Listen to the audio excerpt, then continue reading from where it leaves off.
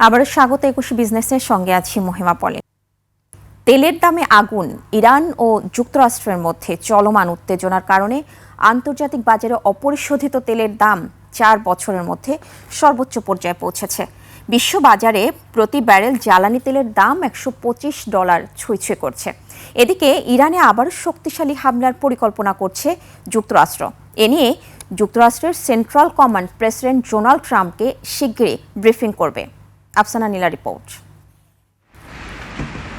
ইরানের ওপর যুক্তরাষ্ট্র দীর্ঘমেয়াদী অবরোধ আরোপের প্রস্তুতি নিচ্ছে। যুদ্ধ নিয়ে শান্তি আলোচনা থমকে গেছে, আর হরমুজ প্রণালী বন্ধ থাকায় চলতি সপ্তাহে বিশ্ববাজারে জ্বালানির দাম বাড়তে থাকে হু হু করে, আর এখন তা সর্বোচ্চ।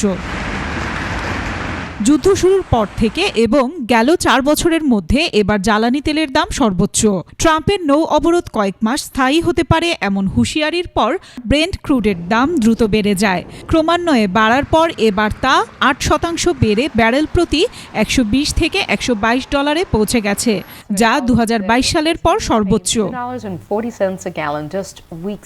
সম্প্রতি ট্রাম্প হোয়াইট হাউসে শেভরনের প্রধান নির্বাহী সহ বড় জ্বালানি কোম্পানির নেতাদের সঙ্গে বৈঠক করেন। সেখানে মার্কিন ভোক্তাদের ওপর প্রভাব কমানো এবং তেল গ্যাস সরবরাহ পরিস্থিতি নিয়ে আলোচনা হয়।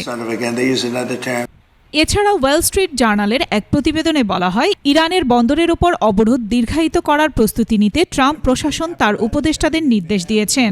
এর মাধ্যমে ইরানের অর্থনীতিতে চাপ সৃষ্টি করা হবে বলে ধারণা করা হচ্ছে। এদিকে এর প্রভাব ব্যাপকভাবে পড়ছে বিশ্বজুড়ে।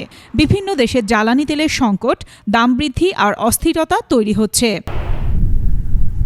যুদ্ধ শুরুর পর থেকেই তেলের দাম ওঠানামা করছে। সংঘাতের কারণে কয়েক মাস ধরে হরমুজ প্রণালী কার্যত অচল। বিশ্বের মোট তেল ও তরল প্রাকৃতিক গ্যাস সরবরাহের প্রায় ১/৫ সাধারণত এই পথ দিয়ে পরিবহন করা হতো। আফসানা নীলা, ডেস্ক রিপোর্ট, ২১ টেলিভিশন।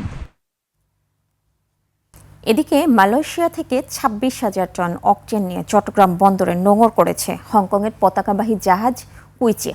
সকালেই জাহাজটি বন্দরে পৌঁছায়। চলতি মাসে এটি অকটেনের ৩য় চালান, যা দেশের জ্বালানি মজুদে স্বস্তি ফিরিয়ে আনবে বলে আশা করছে বন্দর কর্তৃপক্ষ। Local agent pride shipping line জানিয়েছে, দুপুর থেকে জাহাজটি থেকে তেল খালাস কার্যক্রম শুরু হবে। এর আগে ৮ ও ১৭ এপ্রিল আরও ২টি জাহাজ যথাক্রমে ২৬ ও ২৭,০০০ টন অকটেন নিয়ে আসে। দৈনিক ১২০০ টন চাহিদা হিসেবে এপ্রিলে আসা মোট ৭৯,০০০ টন অকটেন নিয়ে ২ মাসের বেশি সময় জ্বালানি সরবরাহ সম্ভব। এদিকে বন্দরের বহির নোঙরে আরও কয়েকটি জাহাজ অপেক্ষায় রয়েছে, তবে ডলফিন জেটি সীমিত থাকায় সব জাহাজকে একসঙ্গে বার্থিং দেওয়া সম্ভব হচ্ছে না।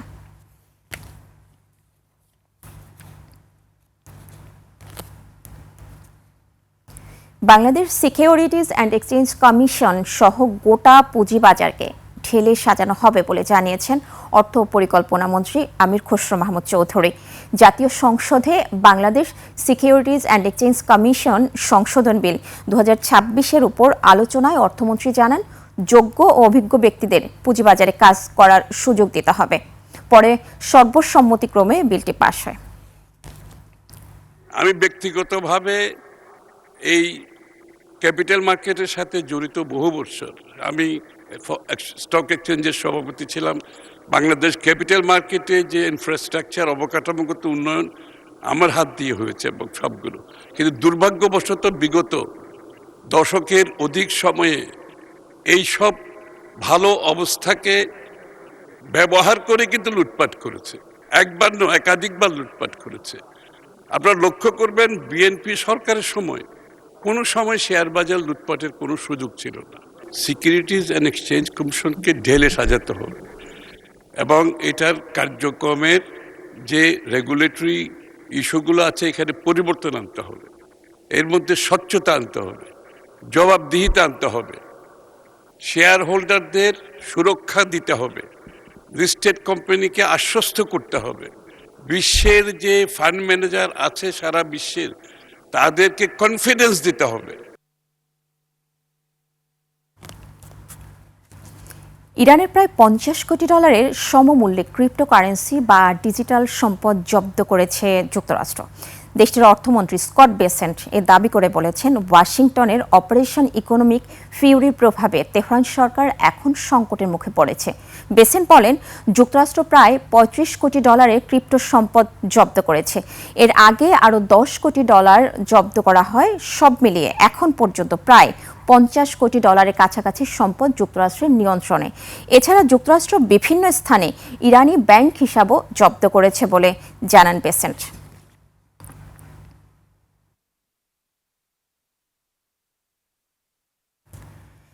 জানাবো এশিয়ার প্রধান শেয়ার বাজারের খবর। সূচকের মিশ্র প্রবণতা দেখা যাচ্ছে এশিয়ার বেশিরভাগ পুঁজিবাজারে। জাপান শেয়ার বাজার নিকি সূচক ৭৯২ পয়েন্ট কমে দাঁড়িয়েছে ৫৯,১২৫ পয়েন্টে। কমেছে হংকংয়ের শেয়ার বাজার হ্যাংসেংয়ের সূচক ৩২৫ পয়েন্ট কমে অবস্থান করছে ২৫,৭৮৬ পয়েন্টে। তবে বেড়েছে সিঙ্গাপুর এসটিআই সূচক, এটি ৩১ পয়েন্ট বেড়ে অবস্থান করছে ৪,৮৯২ পয়েন্টে। চীনের শেয়ার বাজার সাংহাই কম্পোজিট ইন্ডেক্স অবস্থান করছে ৪,১১২ পয়েন্টে, যা আগের দিনের চেয়ে ৪ পয়েন্ট বেশি। বোম্বের সেন্সেক্স 30 ইন্ডেক্সকে দেখা যাচ্ছে নিম্নমুখী প্রবণতায়। সেন্সেক্সের সূচক ১,০৭০ পয়েন্ট কমে অবস্থান করছে ৭৬,৪২৫ পয়েন্টে। কমেছে থাইল্যান্ডের থাই স্টক এক্সচেঞ্জের সূচক, এটি ৫ পয়েন্ট কমে অবস্থান করছে ১,৪৮৫ পয়েন্টে। এবার জানাবো আন্তর্জাতিক বাজারে সোনা ও রূপার দাম। আন্তর্জাতিক বাজারে বেড়েছে স্বর্ণের দাম। প্রতি অউন্স স্বর্ণ বিক্রি হচ্ছে $৪,৫৮৭, যা আগের দিনের চেয়ে ৩৯.৪৫ ডলার বেশি। বেড়েছে রূপার দাম। প্রতি অউন্স রূপা বিক্রি হচ্ছে $৭২.৯০, যা আগের কার্যদিবসের তুলনায় $১.০১ বেশি। আন্তর্জাতিক বাজারে গম, তুলা, চিনি ও সয়াবিন তেলের বাজার দর জানাবো। বিশ্ববাজারে কমেছে গমের দাম। শিকাগো বোর্ড অব ট্রেডে জুলাই ২০২৬ সরবরাহ চুক্তিতে প্রতি বুসেল গমের ভবিষ্যৎ মূল্য দাঁড়িয়েছে ৬৫১.২৫ সেন্টস, যা গত দিনের চেয়ে ১.৭৫ সেন্টস কম। আন্তর্জাতিক বাজারে তুলার দাম বেড়েছে। জুলাই ২০২৬ সরবরাহ চুক্তি অনুযায়ী প্রতি পাউন্ড তুলার মূল্য দাঁড়িয়েছে ৮০.১৮ সেন্টস, যা গত দিনের চেয়ে ০.৯৮ সেন্টস বেশি। বিশ্ববাজারে বেড়েছে চিনির দাম।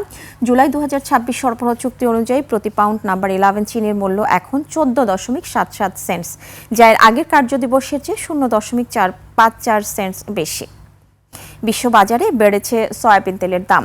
জুলাই ২০২৬ সরবরাহ চুক্তি অনুযায়ী প্রতি পাউন্ড সয়াবিন তেলের মূল্য এখন ৭৪.৪৩ সেন্টস, যা এর আগের কার্যদিবসের চেয়ে ০.৩১ সেন্টস বেশি।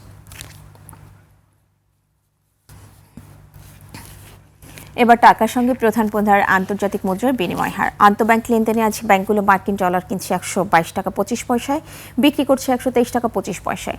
ব্রিটিশ পাউন্ডের ক্রয় মূল্য ১৬৩ টাকা ৫০ পয়সা, বিক্রয় করছে ১৭০ টাকা ৫৭ পয়সায়। ইউরোর ক্রয় মূল্য ১৪২ টাকা ১২ পয়সা, বিক্রি হচ্ছে ১৪৮ টাকা ২০ পয়সা। জাপানি ইয়েন ক্রয় হচ্ছে ৭২ পয়সায় এবং বিক্রি হচ্ছে ৭৯ পয়সায়। এদিকে ব্যাংকগুলো কানাডিয়ান ডলার কিনছে ৮৮ টাকা ৯৫ পয়সায়, বিক্রি করছে ৯১ টাকা ৯৫ পয়সায়। ভারতীয় রুপির ক্রয় মূল্য ১ টাকা ২১ পয়সা, বিক্রি হচ্ছে ১ টাকা ৩৮ পয়সায়। সৌদি রিয়ালের ক্রয় মূল্য ৩২ টাকা ৪৯ পয়সা এবং বিক্রয় মূল্য ৩৩ টাকা ২৫ পয়সা। মালয়েশিয়ান রিঙ্গিত ক্রয় হচ্ছে ৩০ টাকা ৬১ পয়সা এবং আন্তঃব্যাংকে বিক্রি হচ্ছে ৩১ টাকা ৫৩ পয়সা।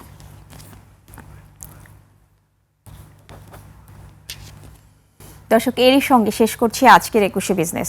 আগামী রোববার দুপুর ১টায় আবারও ফিরে আসবো ২১শে বিজনেসের নিয়মিত সব আয়োজন নিয়ে। দেখার আমন্ত্রণ রইল। ২১-এর সাথেই থাকুন।